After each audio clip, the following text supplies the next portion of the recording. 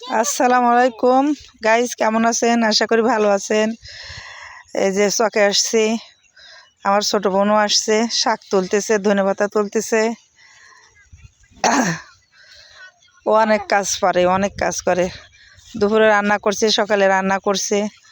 ওই আমাদের রান্নাবাড়ি সব করতে দেয় না। আবার এখন বলতেছে আপা চল শাক শাক তুলে নিয়ে আসি। শাক তুলতেছে, এই যে আমার নাতনি তুলতেছে সর্ষে ফুল তুলতেছে। কি তুলতেছো তুমি? ওই দেখো গোলাপ ফুল দিচ্ছে, দান আই লাভ ইউ বলতেছে। কি তুলে দিলে আপুর? গোলাপ ফুল না সর্ষে ফুল? সর্ষে ফুল। আচ্ছা, কোথায় যাচ্ছে দৌড়ায়া?